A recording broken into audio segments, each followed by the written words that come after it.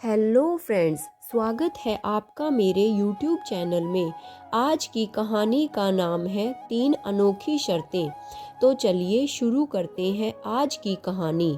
सीमांतपुर राज्य के राजा सुमेर सेन की इकलौती बेटी थी जिसका नाम था कुसुम।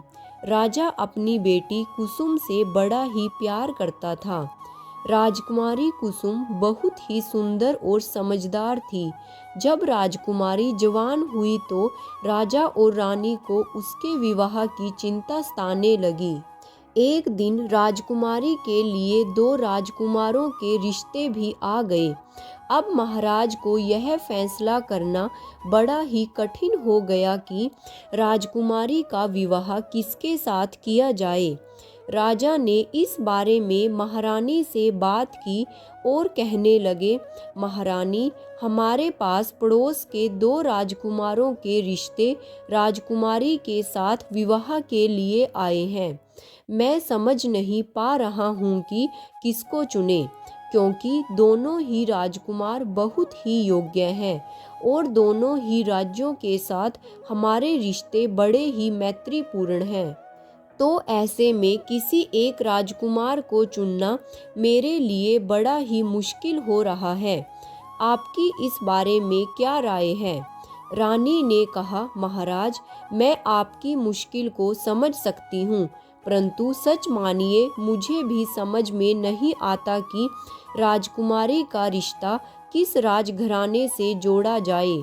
इस तरह से वह दोनों काफी देर तक विचार विमर्श करते रहे और अंत में वह किसी नतीजे पर भी नहीं पहुँचे, जिससे कि इस समस्या का कोई भी हल नहीं निकल सका।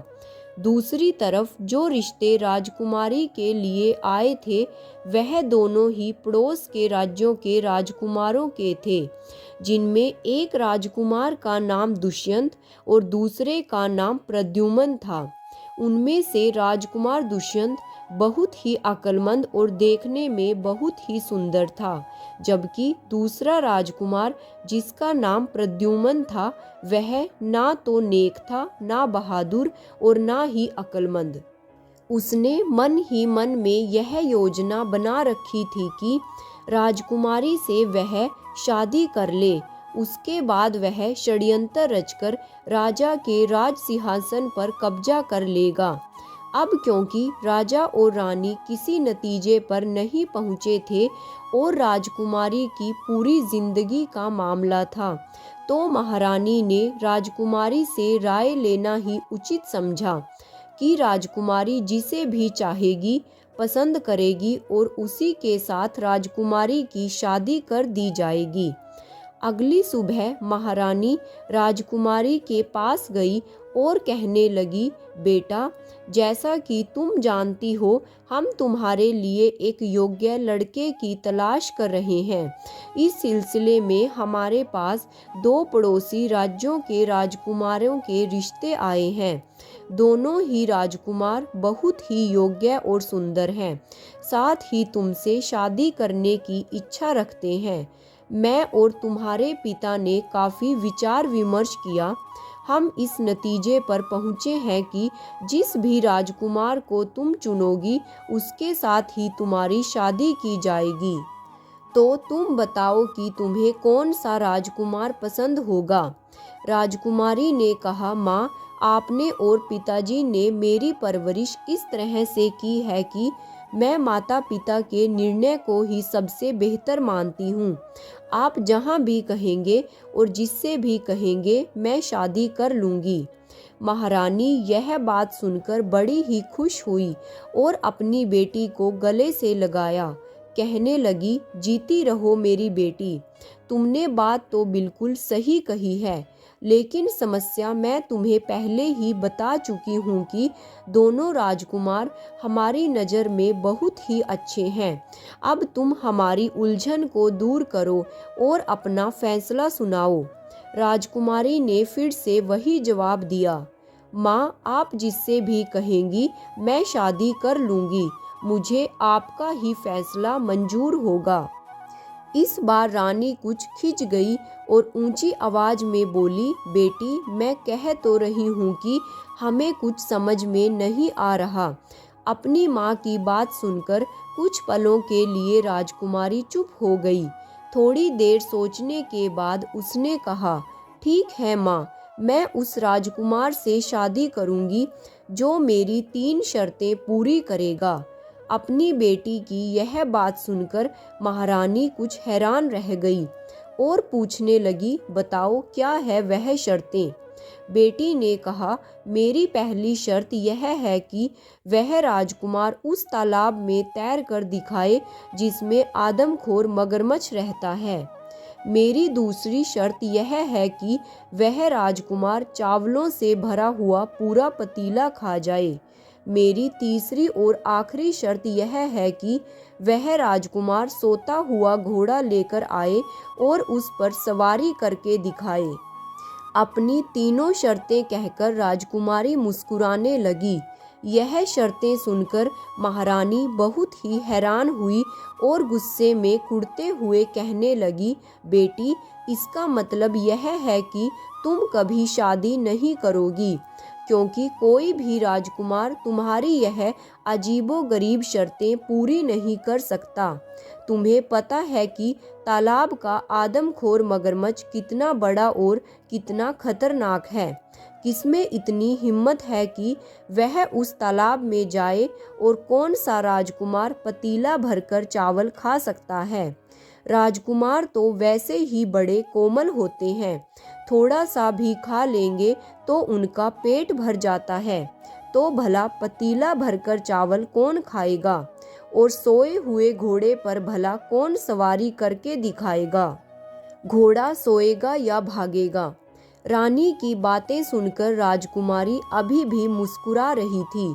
राजकुमारी को मुस्कुराता हुआ देखकर रानी का गुस्सा और भी बढ़ गया। वह पैर पटकती हुई कमरे से बाहर चली गई और सीधा राजा के कक्ष में गई और अपनी लाडली बेटी की शिकायत राजा से करने लगी कि आपकी बेटी किसी से शादी करना ही नहीं चाहती, इसलिए उसने ऐसी बेतुकी शर्तें रखी हैं। इसके बाद रानी ने सारी बात राजा को पूरे विस्तार से बता दी।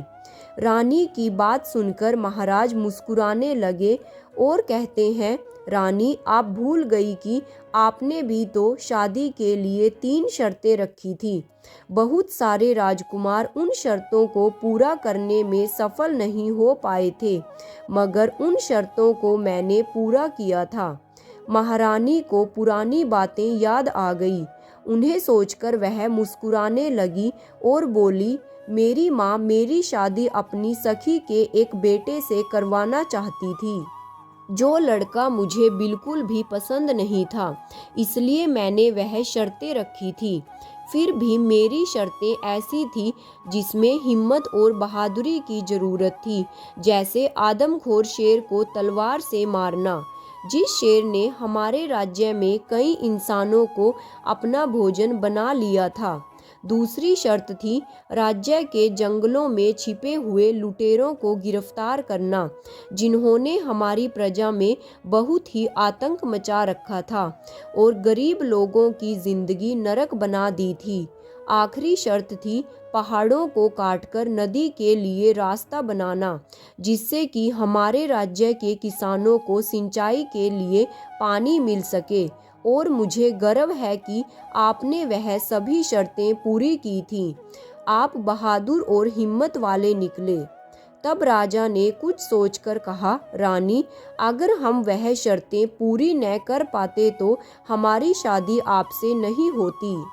तब रानी ने तुनक कर कहा, क्यों नहीं हो पाती शादी? अगर आप शर्त पूरी नहीं भी करते तो भी मैं आपसे शादी कर लेती। इस बात पर दोनों खिलखिलाकर हंसने लगे। तब रानी कहने लगी, परंतु महाराज, आज हमारे सामने जो समस्या है उसका हल कैसे निकलेगा। पहले तो मैं यह नहीं समझ पा रही थी कि हमारी बेटी की शादी किससे की जाए, लेकिन अब मेरी समझ में यह नहीं आ रहा है कि मैं अपनी बेटी को कैसे समझाऊं कि वह अपनी बेसिर पैर की शर्तों को छोड़ दे। महाराज ने कहा, रानी, आप इस बात की बिल्कुल भी चिंता मत कीजिए। हमारी बेटी चाहती है कि उसका होने वाला पति बहुत ही बहादुर होने के साथ साथ अक्लमंद भी हो। अगर कोई थोड़ी सी भी समझदारी दिखाएगा तो राजकुमारी की शर्तों को आसानी से पूरा कर सकता है। मैं दोनों राजकुमारों के सामने यह शर्तें रखूंगा और कहूंगा कि जो भी इन शर्तों को पूरा करेगा उससे मेरी बेटी का विवाह होगा। इसके बाद राजा ने ऐसा ही किया और अपने दूतों के हाथ संदेश भिजवाकर दोनों राजकुमारों को महल में बुलवा भेजा। दोनों राजकुमार अपने अपने कुछ खास नौकरों के साथ महल में हाजिर हो गए। राजा ने दोनों राजकुमारों को अपने महल के शाही मेहमान खाने में रुकवाया। वहां पर इन राजकुमारों की खातिरदारी की पूरी व्यवस्था की गई थी, जिससे कि उन्हें किसी भी चीज की कोई कमी न हो। इस बात का खास तौर पर ध्यान रखा गया था कि दोनों राजकुमार वहां पर आराम से रह सकें। राजकुमार भी महाराज के इस अतिथि सत्कार से बहुत ही प्रसन्न थे। उसी दिन शाम के समय महाराज दोनों राजकुमारों से मिले। पहले महाराज ने राजकुमार दुष्यंत पर एक नज़र दौड़ाई। राजा को राजकुमार दुष्यंत बहुत ही पसंद आया। राजकुमार दुष्यंत की कद काठी और उसके बात करने के तरीके से राजा बहुत ही प्रभावित थे। राजा को यह भी मालूम था कि राजकुमार दुष्यंत के पिता एक बहुत ही दयावान राजा थे, जिसकी वजह से उनके राज्य की प्रजा बहुत ही सुखी थी। इन सब कारणों से राजा को राजकुमार दुष्यंत बहुत ही पसंद आया। परंतु जब राजा ने राजकुमार प्रद्युम्न से बातचीत की तो राजकुमार को उसकी बातचीत करने का सलीका बिल्कुल भी पसंद नहीं आया। राजा को वह फूटी आंख भी नहीं सुहाया। राजा समझ गया कि वह एक घमंडी और चापलूस किस्म का इंसान है। महारानी को भी राजकुमार दुष्यंत ही बहुत पसंद आया और वह सीधा राजकुमारी के पास गई। कहने लगी, राजकुमारी, मेरी बात मानो तो तुम अपनी शर्तें वापस ले लो और राजकुमार दुष्यंत से शादी कर लो। ऐसा राजकुमार तो किस्मत वालों को ही मिलता है। सोचो, अगर मगरमच्छ ने उसको खा लिया तो बहुत ही बुरा होगा। राजकुमारी कहने लगी, माँ, अगर मैंने इस समय अपनी शर्तें वापस ली तो मेरी बहुत ही बेइज्जती हो जाएगी। इसलिए राजकुमार दुष्यंत अगर मेरी शर्तें पूरी करता है तो ठीक है, वरना वह अपने घर जा सकता है। महारानी इस बात पर बड़ी ही मायूस हुई। इसके बाद राजकुमारी की मुलाकात दोनों राजकुमारों से करवाई गई। राजकुमारी उन दोनों को महल से कुछ ही दूर एक जंगल में एक तालाब तक ले आई और फिर कहने लगी कि यह वही तालाब है जिसमें एक आदमखोर और खूंखार मगरमच्छ रहता है। क्या आप दोनों इस तालाब में तैर कर दिखाएंगे? राजकुमारी का इतना ही कहना था कि उसी वक्त एक बड़ा सा मगरमच्छ तालाब के किनारे पर आ गया। उसे देखकर राजकुमार प्रद्युम्न ने कहा, अरे यह क्या? नहीं नहीं, जान है तो जहान है, मैं इस तालाब में हरगिज नहीं जा सकता। इसके बाद जब उसने राजकुमारी की बाकी दोनों शर्तें सुनी तो कहने लगा कि भला पतीला भरकर चावल कौन खा सकता है, और इसके अलावा सोता हुआ घोड़ा कहाँ से लाऊंगा और उस पर सवारी कैसे करूँगा? मैं तो चला, मुझे नहीं करनी है शादी। यह कहकर वह वहाँ से चला गया। उसके जाने के बाद राजकुमार दुष्यंत ने राजकुमारी से कहा, राजकुमारी जी, मैं कल आपको इस तालाब में तैर कर दिखाऊंगा, फिर वे लोग महल की तरफ लौट गए। अगले दिन सुबह राजकुमारी और राजकुमार एक बार फिर से उस तालाब पर जा पहुँचे। राजकुमार ने बिना देर किए तालाब में छलांग लगा दी और बड़े ही मज़े से तालाब में तैरने लगा।